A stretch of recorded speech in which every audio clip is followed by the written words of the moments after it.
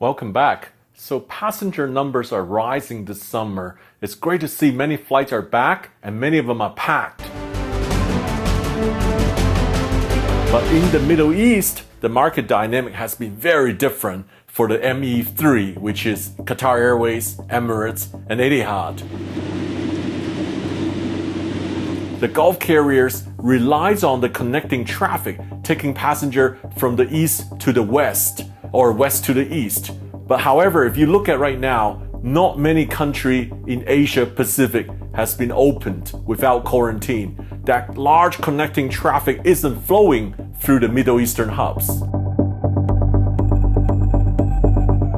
The other big change that is coming to the Middle East is the concept of the super hub, whether it's viable, because there's this connotation of the super hub being a super spreader in COVID and post-pandemic times. You see, the problem is, in a big hub like Dubai or Doha, lots of people are coming from lots of places and mixing together. The UK has a green, amber, and red country system. And from the UK perspective, Dubai flights are banned and all inbound passengers right now banned and in their red list because they're concerned not about the spread of COVID in Dubai and people departing Dubai, but actually people from different places mixing together. Imagine if someone is flying in from India or Brazil and they're hanging out with the same people who might be coming in from Singapore or Hong Kong or Taiwan, which have really low rates. They all mix together in Dubai and then they board different flights. That's what is concerning to countries like the UK. Now, if it's a destination, let's say Heathrow, where people are coming in, it's easy for the government or for the airport to say, hey, let me just dedicate one terminal for passenger arriving from red countries.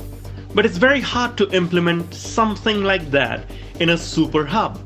So the whole question of super hubs remaining viable is up in the air. We don't know the answer. What compounds the super hub dilemma is the preference of people to be on non-stop flights post-pandemic and avoid an additional connection and all the additional touch points that come around with transit so that they can be safer. Now, it's a completely different matter whether they're actually safe or not, but it makes them feel safer, and that's the key.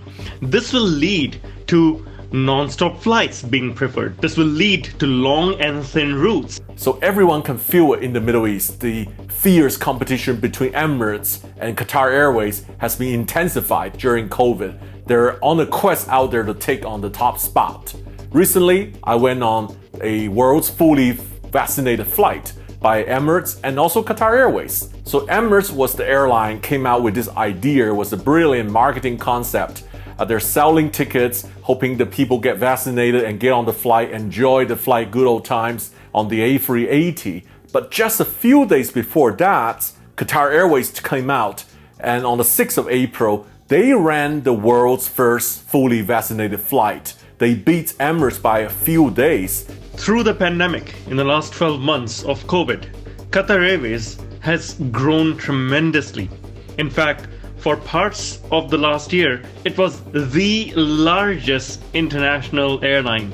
It has maintained service to existing cities when others have pulled out, and it has worked with governments to repatriate their citizens from country A to country B. Last year, they expanded the US market during the pandemic. They opened Seattle, Toronto, San Francisco. These are the destinations Emirates temporarily suspended. Qatar Airways saw the opportunity, came in, and this summer the competition really heated up. Emirates is now sending A380 back to key markets like LA and New York. But Qatar Airways doing double daily. LA, Chicago, Washington DC, New York to Doha. 100 weekly US flights between Qatar and the States. But here's the question everyone's thinking on the back of their mind. Are these expansions commercially viable with Qatar Airways? Aren't they a state-owned airline? Here's what the Qatar Airways Group CEO claims. You know me for quite some time, and you know that I'm a very shrewd operator.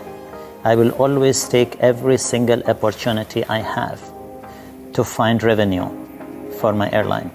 And when everybody shut their door, people still want to travel. And there we are to serve them. We carried 3.8 million passengers. We repatriated them.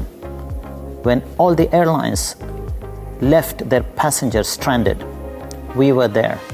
We will always go where we feel people need us, and we will always go where we know there is opportunity. Frankly, we are a state-owned company, so there is no question of bailout. Whatever funding we would get is an equity into the company.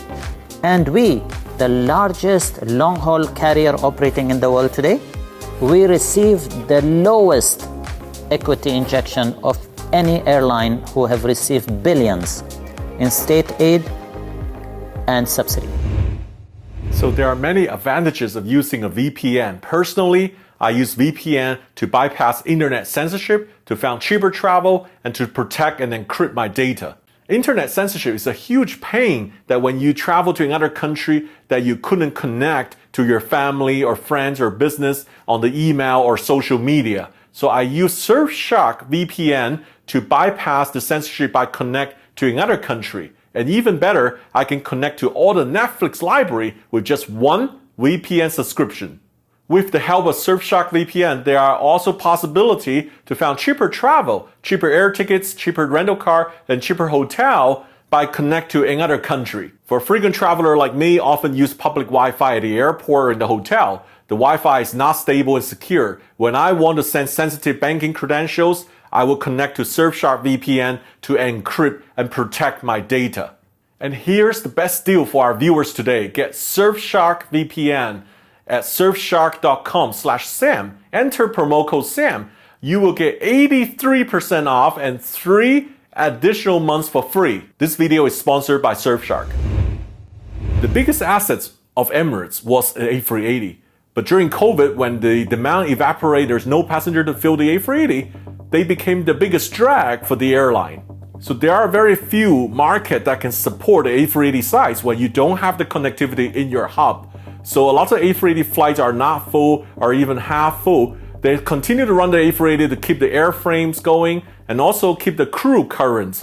I don't think, and I have been telling this for much before the pandemic, there is no future for the A380. It was a wrong aeroplane in the wrong time.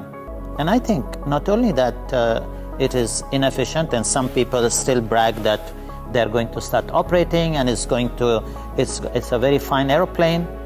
Let's see how long they will be able to sustain. I know it is quite a sad sight to see a lot of A380s parked still, but aviation is very responsive. When there's a fuel market online opens, the connectivity will rebuild, and quickly the A380 might fill again. Emirates do have some advantage. The advantage is in Dubai. Dubai has been open since last July and consistently brought in a lot of O&D, the origin and destination traffic. Now I want to talk about Etihad. It's been really sad to see the airlines been falling and downsizing since 2016. Recently they announced they will remove A380, which is the flagship, which arguably Etihad has the best interior on the A380 across business class, first class, the residence. A specially crafted menu for you with your name on it. Oh my gosh, it's a customized menu.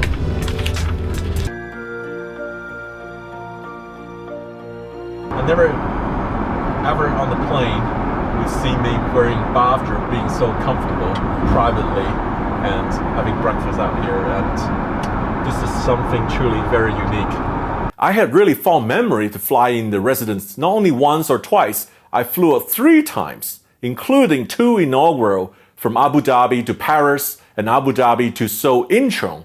And I had probably the world's best commercial product ever in the residence. And it's really sad to see with the A380 removal, these fabulous products are gone in history now. Etihad also announced they will remove the entire 777 fleet, which came as a very surprise, which also means that the first class is now only remain in a handful of 787. So even the Etihad CEO has came back numerous times to say, now the carrier is a mid-size carrier. They're no longer the mega-size carrier. So what's on the card for Etihad? There are some good news. The A350-1000 is coming to induct into Etihad's fleet very soon. Currently, these were already built, but they were stored in France. And soon they will be joining Etihad's fleet and there will be a small section of first class available as well.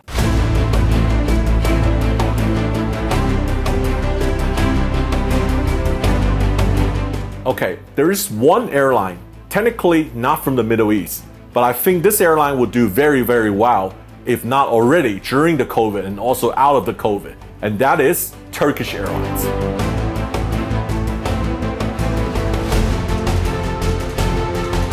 So Turkish Airlines had never stopped flying.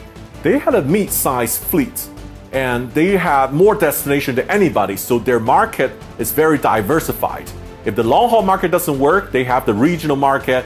The US COVID restriction did not apply to Turkey. The US COVID entry restriction applied to the UK, Ireland, and the whole Schengen 26 states. So there are lots of people who went to Turkey, staying there for 14 days before going to the States. So Turkish Airlines has absolutely benefited from some of the COVID restrictions imposed by other countries. Also, the fact that Turkey did not have a COVID restriction for foreigners to enter, that also helped Turkish Airlines to promote Turkey as a destination. So the other area they did very well is their cargo division. I recently had a tour in their cargo hub. I can see 7 levels of stack of warehouse here. Yeah, 14 meters, and we are carrying 4,000 tons of cargo every day on average, and we have 6,000 racking positions for wooden pallets in just this warehouse. We have other warehouse in Istanbul airport too. 4,000 tons? Yeah. Wow!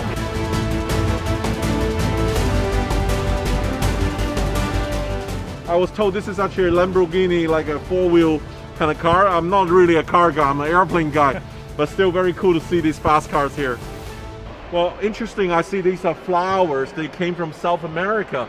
They came from UIO, that's Quito, and going to Dubai. So they're transiting in Istanbul here, right? So what's happening with this process? The breakdown was completed, and we are going to put them into the rooms, specialized rooms, and then make the build up.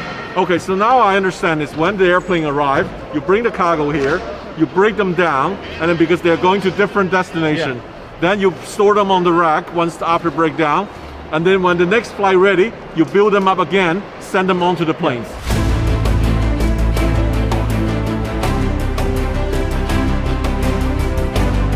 So Turkish Airlines went through quite a painful cost-cutting program, including a lot of salary sacrificing. But on the upside of that is they vowed to keep all the staff in the company with no layoffs. As long as the crisis is ongoing, no layoffs. And we'll keep everyone in the company. We will stand no one behind us. So all the staff will be together, but we made some trims, but a sliding scale, and our staff accepted it and they supported it. We're all together working for the same goal. In the post-pandemic process, when the numbers going up, when the passengers would like to travel much more, they will be much more ready to give the best services. I think that that companies will be much more luckier than the companies who made lots of layoffs in their companies. So this gives Turkish Airlines a big advantage as they have readily available staff, which a lot of other airlines in the world are struggling to find staff to cope with the increasing demand as most of the staff were furloughed. It is always interesting to see how the market dynamic reacts among the ME3, the Middle East 3 carriers competition, and to see the latest luxury product, to see the latest creativity, out of the box thinking. COVID has really excelled at that competition, and I will be here sharing more news and development when they comes.